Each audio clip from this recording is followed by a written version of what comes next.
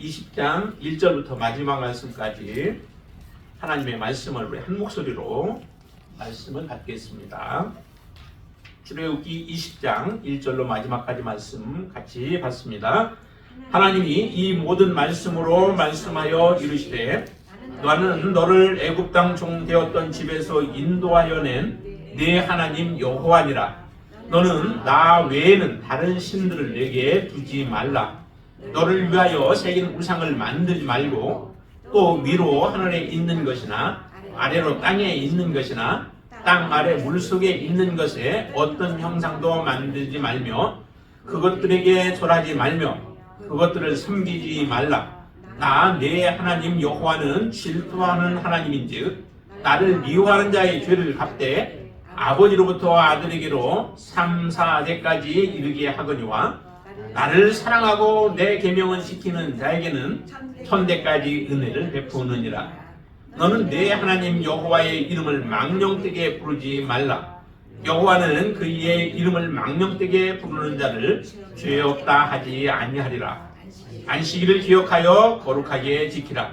엿새 동안은 힘써 내 모든 일을 행할 것이나 일곱째 날은 내 하나님 여호와의 안식인즉 너나 내 아들이나 내 딸이나 내 남종이나 내 여종이나 내 가축이나 내 문 안에 머무는 객이라도 아무 일도 하지 말라. 이는 엿새 동안에 나 여호와가 하늘과 땅과 바다와 그 가운데 모든 것을 만들고 일곱째 날에 쉬었습니다. 그러므로 나 여호와가 안식일을 복되게 하여 그날을 거룩하게 하였느니라. 내 부모를 공경하라.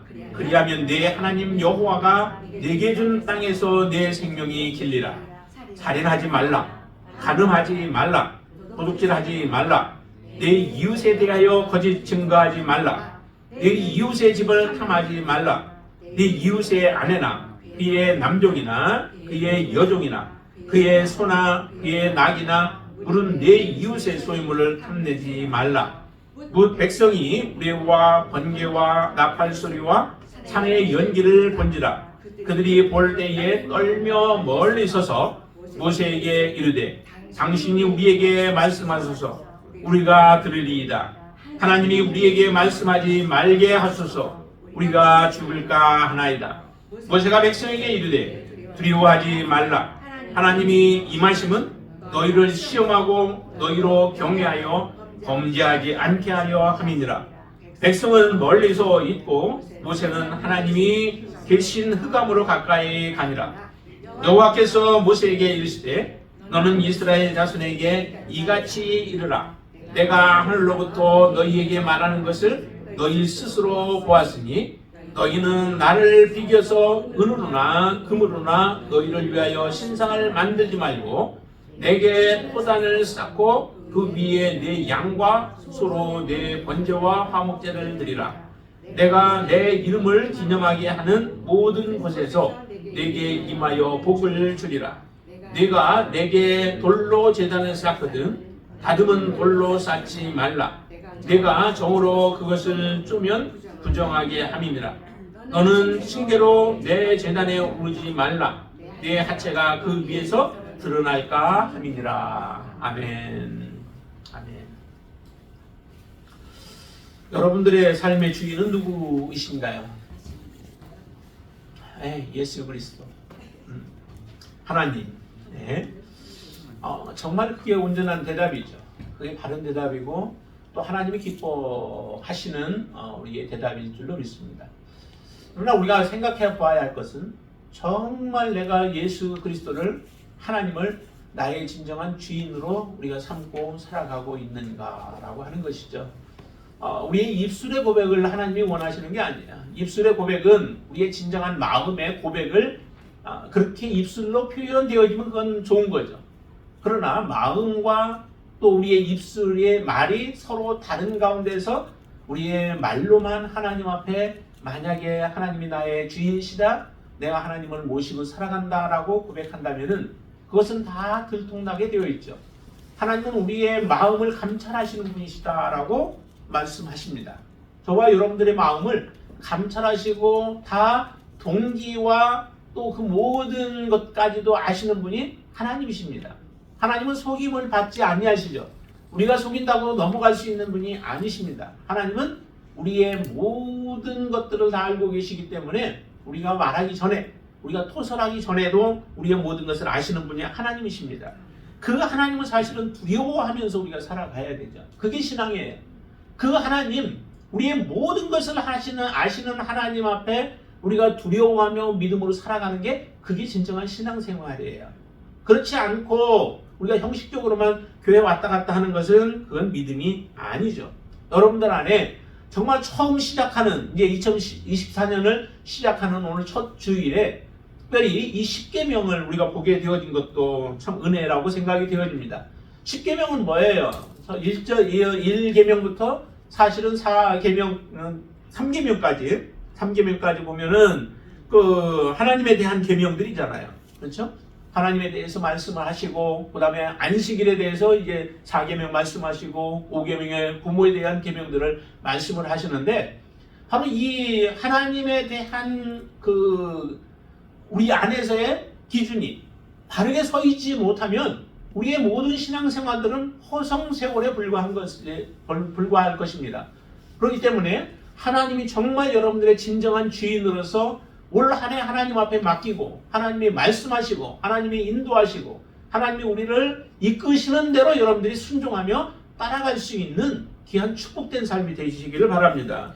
오늘 10계명에서 이렇게 특별히 말씀을 하십니다. 하나님은 이스라엘 백성들에게 이 10계명을 말씀을 주기 전에 먼저 무엇을 말씀하시냐면은 그 2절 말씀 한번 보세요. 2절 같이 한번 읽어볼까요? 나는 너를 애굽 땅 종 되었던 집에서 인도하여 낸 내 하나님 여호와니라 라고 말씀하셨어요. 이스라엘 백성들이 애굽 땅에서 종으로서의 삶을 살았던 거죠. 처음에는 대접을 많이 받으면서 살았죠. 그렇죠? 요셉이 처음에 총리로 있을 때에는 많은 대접을 받았습니다.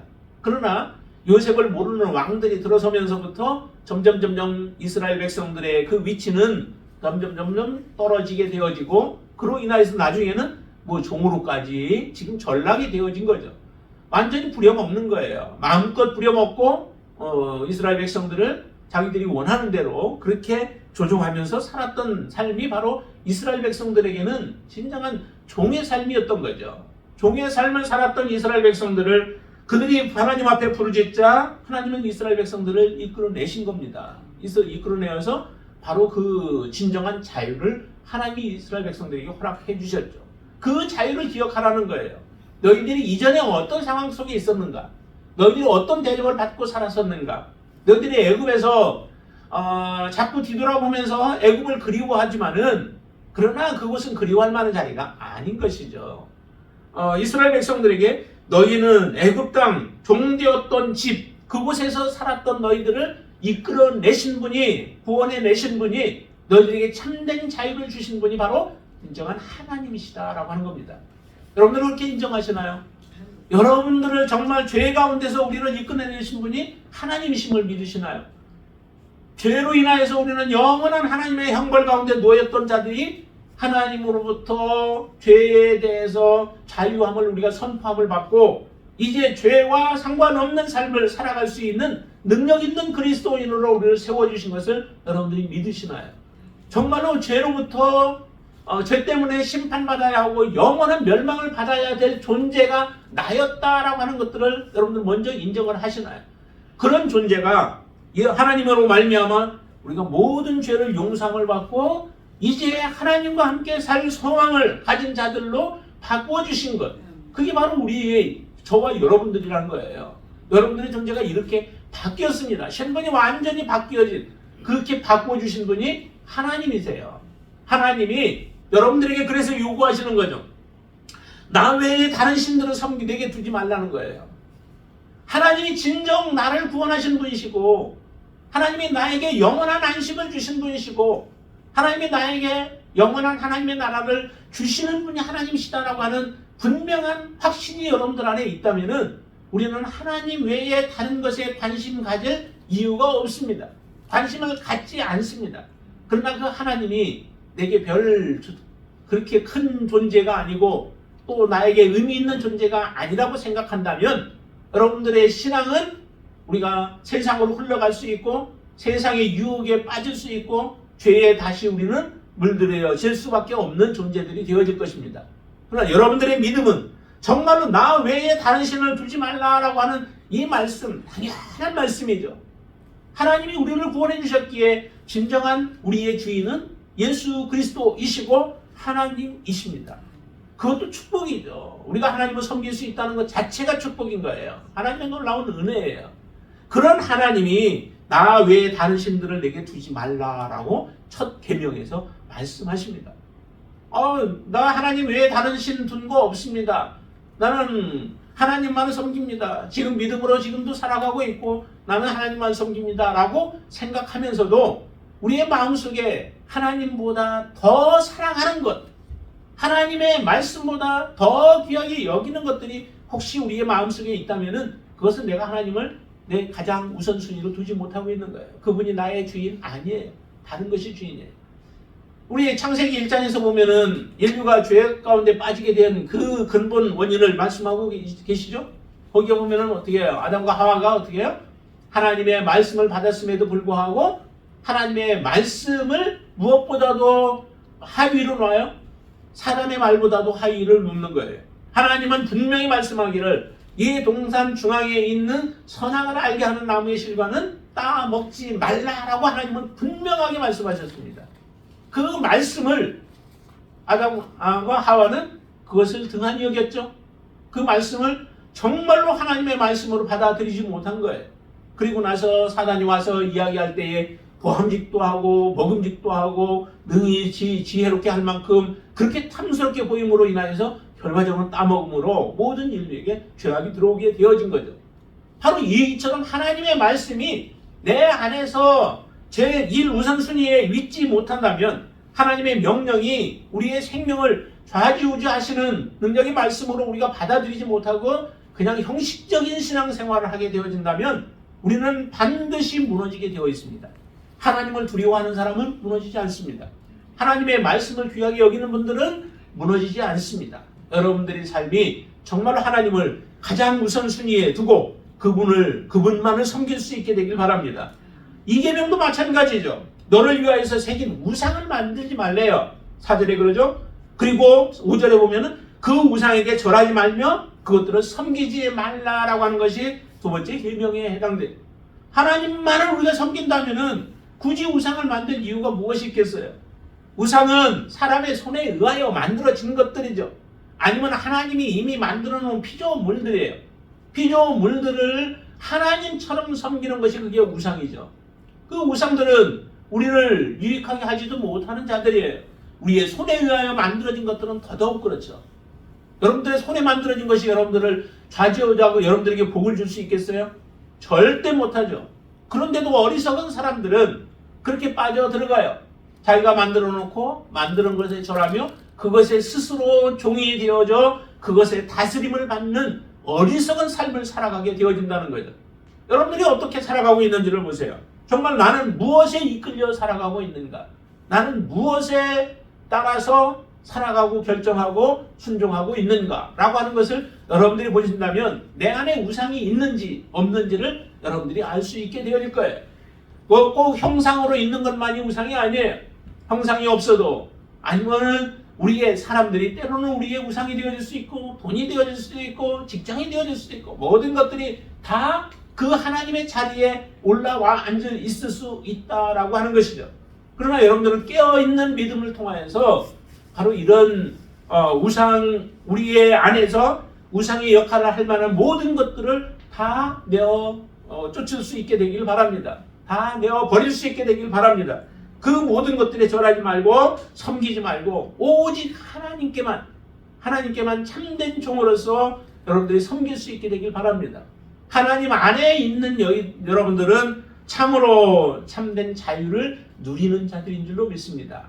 하나님이 없으면은 우리가 아무리 내가 자유로운 것 같이 느껴져도 우리는 참된 자유를 누리지 못하는 어리석은 자들입니다.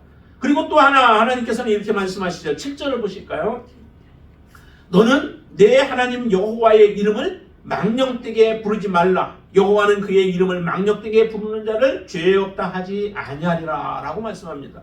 하나님의 이름을 망령되게 부르지 말라는 거예요.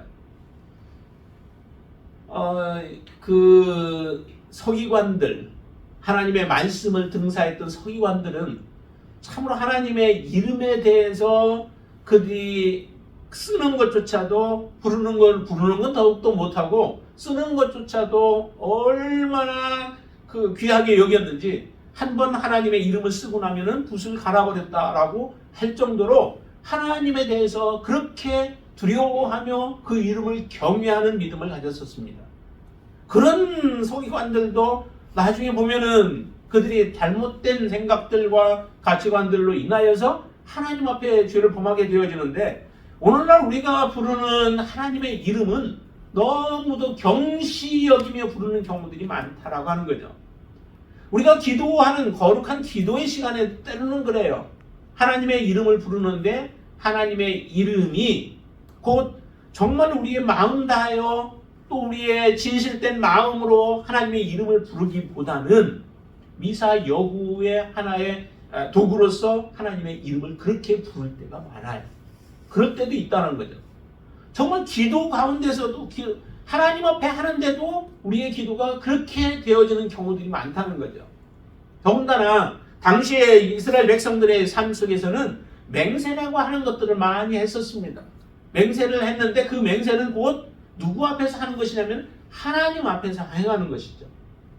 내가 맹세한다. 하나님의 이름을 두고, 아니면은 성전을 두고, 아니면은 제단을 두고 하나님 앞에 맹세한다라고 하면서 맹세를 하는데, 실제 그 맹세를 지킬 마음이 없이 그 위기를 모면하기 위해서, 이 길을 넘기기 위해서 사람들이 그렇게 하나님의 이름을 가지고 이름을 들먹이며 맹세를 했던 경우들이 많아요. 그러니까 예수님께서 나중에는 뭐라고 그래요?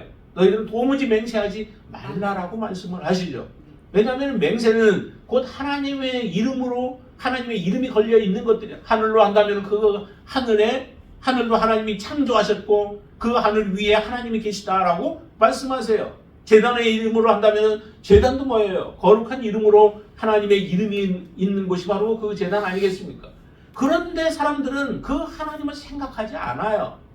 단지 그 어려움들을 이겨내기 위해서, 아니면 지나가기 위해서 사람들이 그렇게 했던 것들을 볼 때에 이 하나님의 이름이라고 하는 것은 정말 우리가 존경해야 되고 경외해야 되고 두려워하면서 불러야 할 이름이죠. 하나님의 이름을 그냥 막 부르라고 주어지지 않았어요. 이전에는 이스라엘 백성들에게 하나님의 이름을 가르쳐주지 않았어요. 그러다가 출애굽할 때에 모세에게 하나님이 그의 이름을 가르쳐 주시죠. 나는 여호와라 라고 하시는 이름을 주신, 스스로 계신 자라고 하시는 말씀인데, 그런 이름을 우리에게 주셨는데 그 이름을 우리가 함부로 불러서는 안 되죠. 그러니까 우리가 신앙생활한다, 나 하나님 믿는다라고 하는 것도 마찬가지예요. 하나님 믿는다라고 하는 것은 곧 하나님 앞에 나의 모든 것을 다 맡기는 것을 우리가 전제로 하는 것이 바로 하나님을 믿는 거예요. 하나님의 말씀을 따르는 것이고요. 하나님 앞에 내가 믿음으로 고백하는 것이 바로 이런 의미들을 다 가지고 있는 것인데, 우리는 그냥 믿는다라고 말하고 하나님의 이름을 우리의 마음대로 불러버리는 이런 어리석은 짓들을 저지르고 있다는 거죠. 그런데 그렇게 하지 말라는 거예요. 여호와 이름을 망령되게 부르지 말라. 여러분들이 하나님의 이름을 부를 때는, 그에 합당한 하나님의 이름을 부를 때에는 여러분들의 마음도 그렇게 같이 함께 따라갈 수 있게 되길 바랍니다. 그래서 나의 진실된 고백으로 하나님 앞에 고백하며 여러분들이 기도하고 또 그렇게 결단하고 살아가시는 여러분들의 삶이 되시기를 바랍니다. 자, 그리고 8절에 보면은 같이 읽습니다. 안식일을 기억하여 거룩하게 지키라. 안식일을 기억하여서 거룩하게 지키라 라고 말씀합니다. 안식일을 하나님이 만드셨죠. 6일 동안 창조하시고 제7일에는 안식하셨다라고 말씀합니다. 안식하였기 때문에 그 안식일에는 너희들이 일을 하지 말라는 거죠. 일을 하지 말라. 근데 일을 하지 말라라고 하는 것 때문에 사람들은 많이 이제 왜곡하게 되어지죠. 뭐예요? 그냥 내가 일만 하지 않으면은, 아무것도 하지 않으면 된다라고 생각을 하는 거예요. 그래서 예수님 당시에도 예수님과 많은 마찰이 일어났던 이유가 어디에 있어요? 그 중에 하나가 뭐냐면 안식일을 예수님이 많이 범했기 때문에 바로 마찰이 많이 일어났습니다.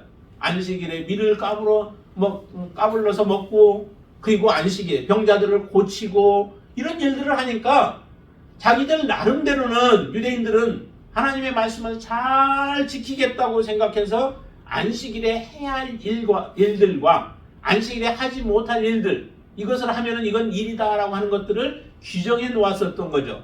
자기들의 생각으로. 그런데 그것이 곧 예수님의 생각과 상충되어지는 부분들이 많았던 거예요. 일을 하지 않는 것, 일을 못하게 하는 것이 중요한 것이 아니라 예수님이 볼 때는 뭐예요? 정말로 안식일에 아무것도 하지 않고 그냥 손 놓고 있는 것이 안식이 아니라 그 날에 복된 일들, 선한 일들을 하는 것은 하나님 기뻐하시는 일들이라는 거죠. 사람들은 짐승이 구덩이에 빠지면 그 짐승을 구해내는 일들은 해요. 그런데 사람이 죄에 눌려있고 또 귀신에게 눌려져 있는 사람들을 고쳐주는 일들에 대해서는 일이라고 규정하고 못하게 했던 이런 모습들이 하나님의 실제적인 마음과 동떨어졌던 것들이죠. 그러기에 예수님께서는 그 고통당하고 있는 자들을 풀어주는 일들을 주님이 직접적으로 하시면서 안식일의 주인은 사람이다 라고 말씀을 하셨던 거예요. 우리가 정말 안식일에 해야 할 일들이 뭐예요? 하나님을 예비하는 것 당연히 해야 할 일들이죠.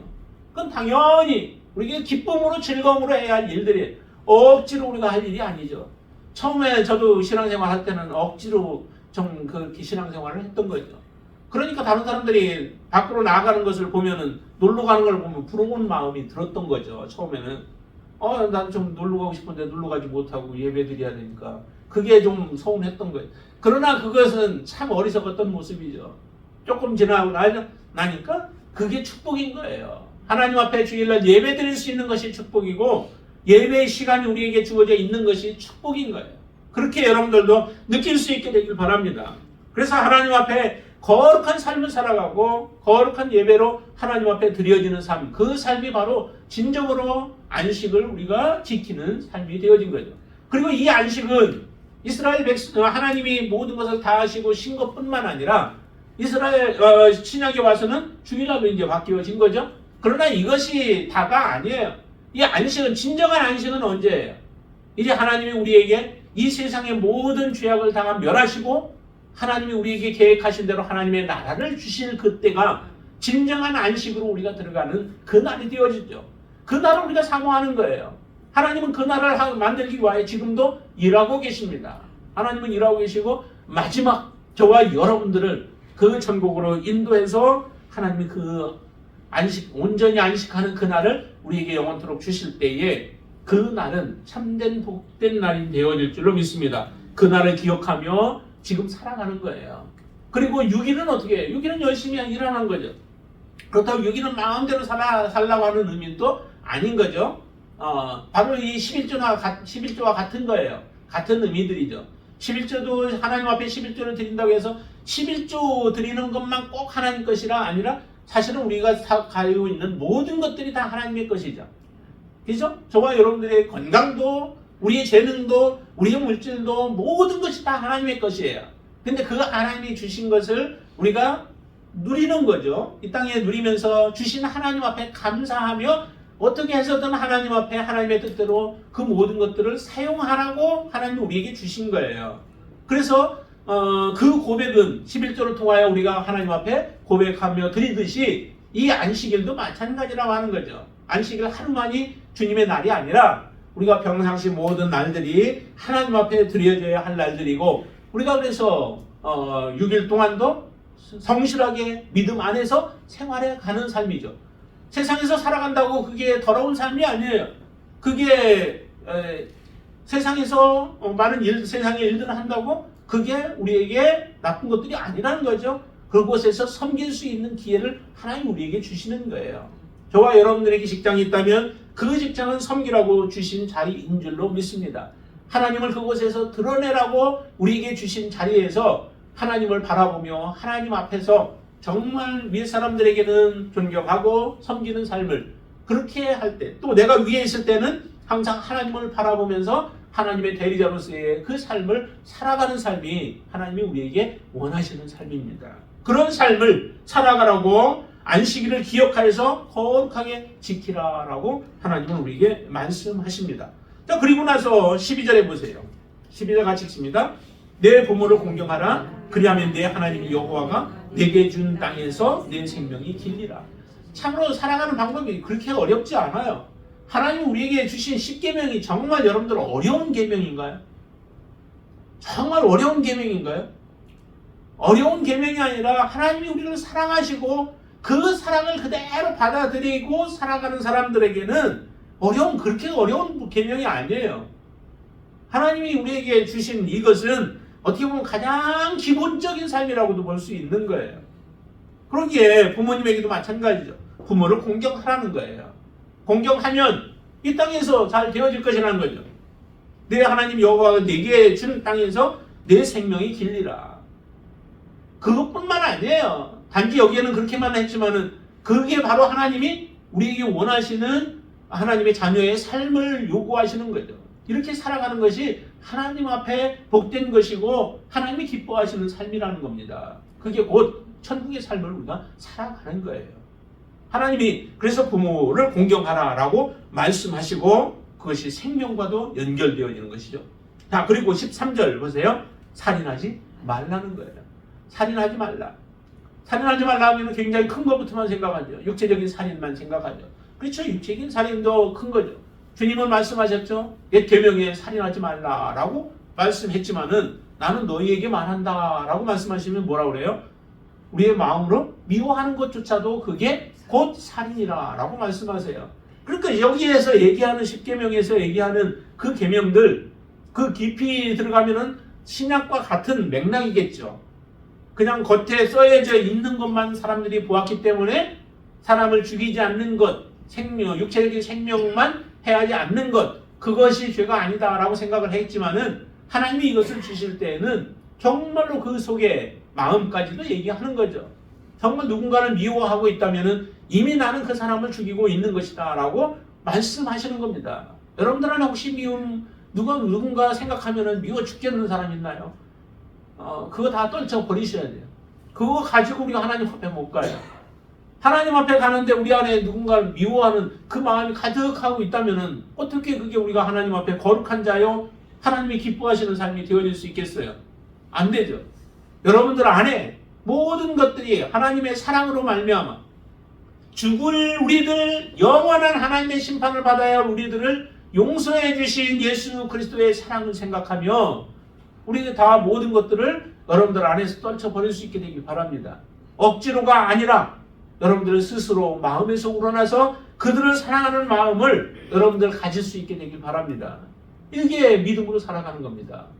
하나님이 기뻐하는 삶이에요. 어떻게 그렇게 살아갈 수 있느냐고? 어떻게 미워하지도 않고 살아갈 수 있냐고? 다 사랑하며 살아갈 수 있는 거죠. 미움도 여러분들 조금 더 생각해 보면은 오히려 그것이 그 사람을 사랑할 수 있는 그러한 기회가 되어질 수 있어요. 간음도 마찬가지죠. 14절. 간음하지 말래요. 예수님 또 간음도 말씀하셨죠. 음욕을 품는 자마다 이미 간음하였다라고 말씀하세요. 어떻게 그게 가능해요? 사랑하면 가능한 거죠. 사람을 사랑하면은 다 가능해져요. 사랑하지 않기 때문에 그런 거죠. 누군가를 물질로만 바라보고 나의 탐욕의 대상으로만 바라보다 보니까 이르기에 사랑이 안 되는 거예요. 그 사람을 우리가 진정으로 사랑하지 못하고 있는 것입니다. 그러니까 하나님은 우리가 진정으로 사랑하기를 원해요. 진정으로 다른 사람들을 용서해 주기를 원해요.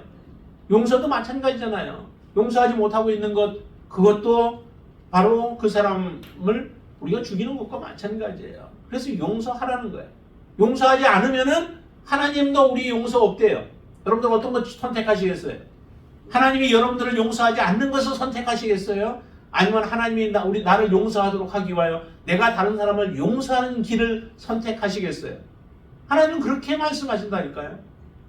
동관 500데나리온을 빚진 동관을 놓아주지 못하고 그 사람 용서해 주지 못한 그 1만 달란트 빚진 자를 다시 감옥에 가둬버리래요. 얼마나 손해예요. 500데나리온 때문에 자기가 감옥에 다시 갇혀야 되는 상황이 되어진다면은 얼마나 억울한 일이 돼요. 그러니 500데나리온 그거 용서해 줄 수 있죠. 다 탕감해 줄 수 있죠. 당연히 그렇게 하라는 거예요. 그게 바로 우리 그리스도인들, 저와 여러분들에게 요구하시는 하나님의 마음인 줄 믿으시기를 바랍니다. 자, 도둑질도 마찬가지죠. 다 이런 것들이 이웃에 대한 최소한의 사랑이 있으면은 우리가 이렇게 행할 수 없는 거죠. 다른 사람 거 탐내는 거, 그 물질적, 또 지적, 인격적인 부분들, 뭐 이런 모든 것들 다 해당되어지는 거예요. 다른 사람의 것을 도둑질을 하지 말래요. 도둑질을 하지 말고 다른 사람들을 위해서 살아가는 삶을 하나님은 우리에게 살아가기를 원하여 지금 이 계명을 우리에게 주신 것입니다. 그리고 내 이웃에 대해서 거짓 증거하지 말래요. 여러분들 기억나는 거 있죠? 나봇의 포도원을 빼앗아 가기 위해서 계획했던 그 아합. 나봇의 포도원이 굉장히 탐이 났어요. 그러니까 그 포도원을 사고 싶은데 이건 조상에 물려준 것이라 팔 수 없다라고 나봇이 그렇게 얘기하자 나봇을 죽여서 그 포도밭을 빼앗아가는, 그러기 위해서는 필요한 게 뭐냐면 위증을 세우는 위증이 필요한 거죠. 다른 사람은 돈을 매수해버리는 거예요. 돈으로 매수하든 권력으로 매수하든 매수해놓고 거짓 증언하게 만들죠. 그리고 이 사람이 이 사람이 이렇게 말했다라고 거짓 증언함으로 그 사람을 죽이고 그리고 나서 포도원을 뺏어간 일이 있습니다. 얼마나 악한 일이에요. 하지도 않은 말을 했다고 얘기를 해요. 얼마나 이 참 거짓들이 난무한 모습들이에요. 근데 그것이 나봇의 포도원 뺏은 그 아합만 그러겠어요. 우리의 삶 가운데에서도 혹시 내가 진실을 외면하고 살아가고 있다면은 우리의 삶 속에서도 지금 이런 이웃을 탐하면서 거짓 증거하며 살아가고 있는 우리의 모습을 보셔야만 돼요. 내가 얼마나 악한 자인지 또 더러운 자인지 하나님 앞에 심판을 받아야 할 자인지를 우리가 다시 한번 바라보면서 하나님 앞에 정말로 거짓 없는 거룩한 삶, 진실된 삶을 여러분들이 올 한 해 살아가겠다고 그렇게 결심할 수 있게 되길 바랍니다. 그 결심하지 않으면요, 우리 스스로 흔적도 없이 어느새 내가 무너졌는지도 모르고 우리는 무너져버리는 가능성들이 참 많습니다. 하나님의 말씀, 정말 여기에 주신 이 10계명의 말씀들, 그리고 17절 한번 더 보시죠. 같이 읽습니다. 네 이웃의 집을 탐내지 말라. 네 이웃의 아내나 그의 남종이나 그의 여종이나 그의 소나 그의 낙이나 무릇 내 이웃의 소유를 탐내지 말라 했는데, 뭐 가장 낮은 것이기 때문에 10번째에다 놓은 것은 아니에요. 사실은 이 10번째 계명, 이 내 이웃의 집을 탐내는 것, 이 탐내는 것이 사실은 가장 죄의 근원일지도 몰라요. 탐냄이 없다면은, 탐심이 여러분 우리 안에 없다면은 다른 사람에 대해서 거짓 증거할 이유도 없잖아요. 다른 사람의 것을 도적질할 이유도 없죠. 다른 사람의 죽일 이유들도 없고요. 그러니까 우리 속에 이 탐심이라고 하는 것이 있음으로 인하여서 여러 가지 일들을 저지르게 되어져요. 그래서 탐심은 곧 우상숭배다라고까지 말해요. 탐심, 내 안에 탐심이 있는 것, 무엇에 대한 탐심인가? 그 탐심은 여러 가지로 나타날 수 있죠. 때로는 소유욕에 대한 탐심도 있을 수 있지만은 또 명예욕에 대한 탐심도 있어요. 어떤 때는 식욕 때문에 죄를 범하는 경우들도 있죠. 그거는 절제하지 못하여서. 우리는 참으로 이 많은 탐심들이 우리 안에 있는데 이 탐심을 제거해야 돼. 탐심을 없애야 돼.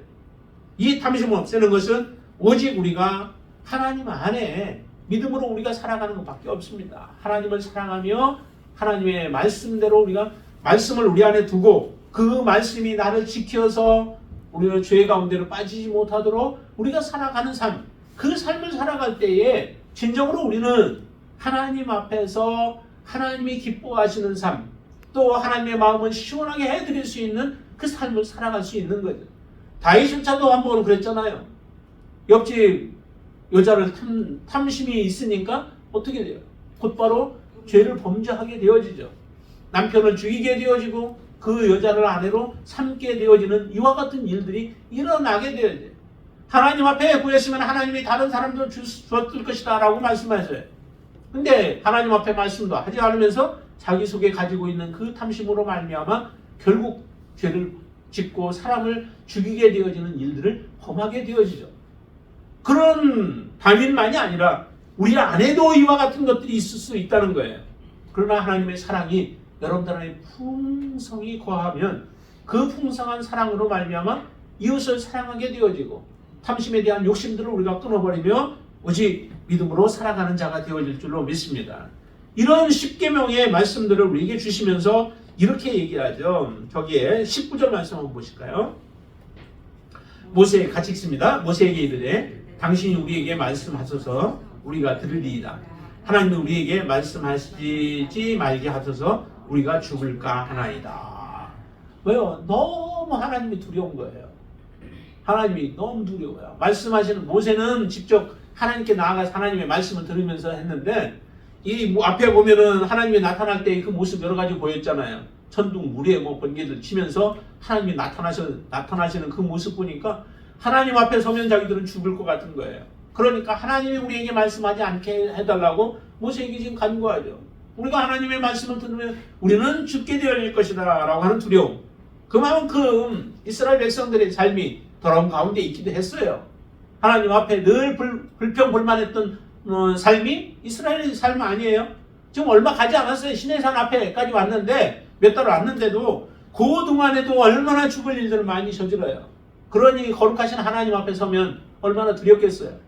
여러분들은 정말로 하나님 거룩하신 하나님, 모든 우주 천지 만물을 만드신 하나님, 그 하나님 여러분들은 어떻게 느껴지세요? 두려워요? 우리 안 집사님 너무 하나님 사랑하는 마음이 너무 커가지고 여러분들을 마음 가운데에도 이런 두려움들이 사실은 있을 거예요. 그러나 그 하나님이 정말 우리에게 베푸신 대로 우리에게 주신 이 십계명이라고 하는 것은 곧 우리를 살리기 위한 거죠. 우리를 죽이기 위해서 이 말씀 주시지 않았어요. 야 너희들 이 말씀 걸려봐라. 그러면 너희들 죽을 거야 라고 그래서 우리에게 주신 것이 아니라 이 말씀 정말 하나님이 사랑하셔서 사랑하는 자들에게 이 말씀을 주시고 이 말씀대로 너희들이 살아서 하나님이 주시고자 하는 그 놀라운 축복을 누리도록 하기 위하여 이 말씀을 주신 것이라는 거예요.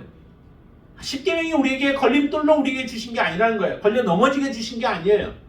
그 말씀을 지킴으로 말미암아 너희가 살라라고 주시는 것이라는 거죠. 모세는 그걸 알았어요. 그러니까 이렇게 말씀하시죠. 20절 보세요. 모세가 백성에게 이르되 두려워하지 말라. 하나님이 일하심은 너희를 시험하고 너희로 경외하여 범죄하지 않게 하려 하십니다. 범죄하는 자들은 다 하나님의 심판을 받을 수밖에 없습니다. 하나님의 진노 가운데 처할 수밖에 없어요. 그러니까 이 말씀을 바르게 하나님이 주셔서 말씀대로 너희들이 그 안에 거하면은 이게 안전장치와 같은 거예요. 저와 여러분들에게 안전장치로 이 말씀을 주시는 거죠. 그래서 이 말씀 안에 너희들이 거해라. 그래야 너희들은 하나님 앞에서도 설 수 있게 되어지고 하나님이 너희들을 살려주실 것이다 라고 하시는 하나님의 사랑의 메시지인 거예요. 이것이 나중에 예수님께서는 예수님의 계명으로 우리에게 주시죠. 마태복음 5장부터 7장에 보면은 그 계명들을 주시는데 그 계명도 마찬가지예요. 정말 우리가 이렇게 힘들고 이렇게 어려운 것을 어떻게 우리가 살아나겠느냐.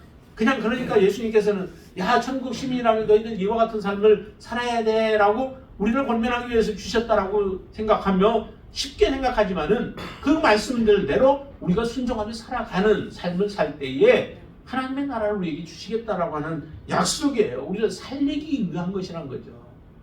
죽이려고 하면 얼마나 하나님이 많이 죽일 수 있겠어요? 굳이 그 말씀하면서 죽이겠어요? 그냥도 죽일 수 있죠. 근데 그들을 살리기 위한 것이죠. 너희를 시험하고 너희로 경외하여 범죄하지 않게 하려 함이라. 여러분들을 하나님을 경외하게 해서 하나님의 말씀대로 살게 하기 위하여 하나님은 주신 것이라는 거예요.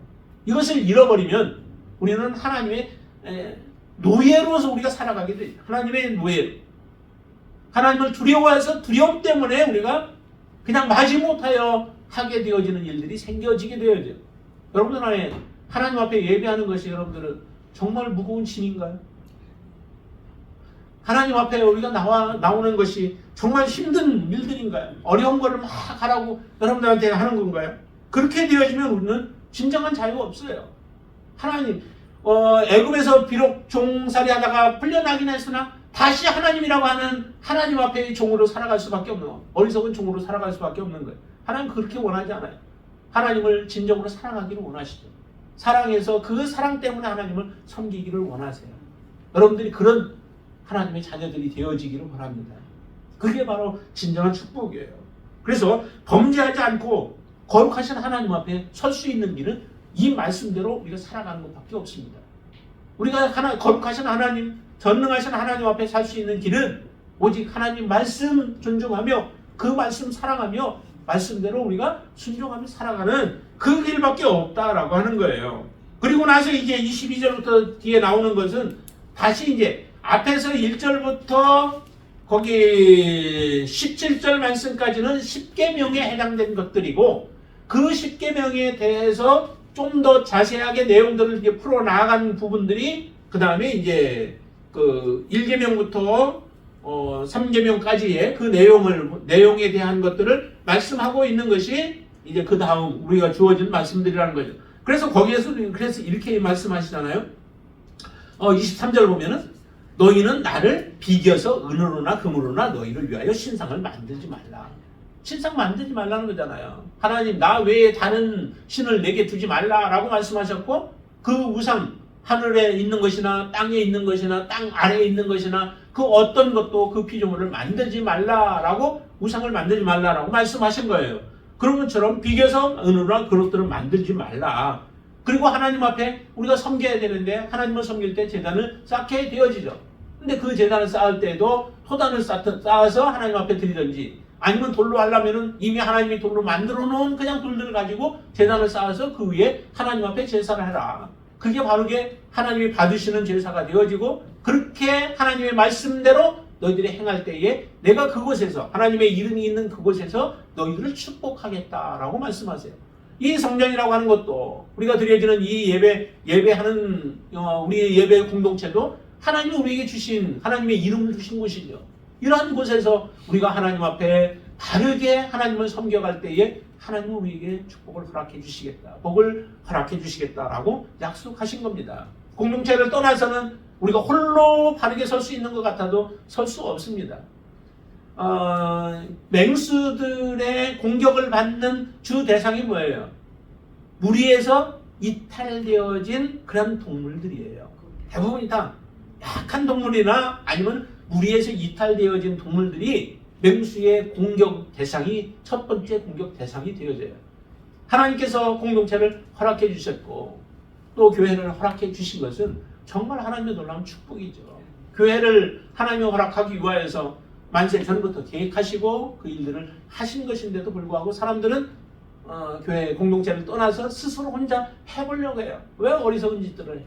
하나님 안에서 같은 공동체 안에서 서로 권면하고 서로 죄들에 대해서는 때로는 우리가 책망을 하면서 벗어버리게 해서 온전한 공동체를 만들어 하나님의 나라를 세우는 것이 하나님 기뻐하시는 것이죠. 그 나라를 우리가 만들어갈 수 있게 되길 바랍니다. 특별히 2024년 한 해는 더욱더 우리가 이런 아름다운 공동체로 주님 앞에 서서 서로가 믿음을 더해가는 그러한 공동체 그리고 서로에게 큰 힘이 되어지는 공동체가 되어줄 수 있기를 다시 한번 주님의 이름으로 축원을 드립니다. 기도하겠습니다. 참 좋으신 아버지 하나님 감사합니다. 우리가 하나님 앞에 이제 주신 하나님의 십계명의 말씀들 그 말씀이 무거운 짐이 더 이상 되지 않게 하시고 우리가 기쁨으로 감사함으로 감격함으로 하나님을 섬기는 귀한 말씀이 되어지도록 역사하여 주시옵소서. 하나님의 이 십계명의 말씀들이 우리를 하나님 앞에 바르게 세우고 안전하게 세우는 그러한 안전장치가 되어지도록 역사하여 주시옵소서. 우리가 무거웠다면 이제 예수님과 함께 멍에를 메고 주님 걸어갈 수 있게 하여 주시옵소서. 주님 앞에 우리가 더욱더 굳건한 믿음으로 서서 마지막 주님 앞에 서는 그날까지 우리가 방심하지 아니하고 믿음의 싸움을 싸우며 하나님의 영광 드러낼 수 있도록 역사해 주시옵소서. 우리의 잘못된 생각들 가지고 있다면 다 버리게 하여 주시고 오직 하나님만을 섬기는 믿음의 고백을 가지고 살게 하여 주시옵소서. 예수님의 이름으로 간절히 기도드리옵나이다. 아멘.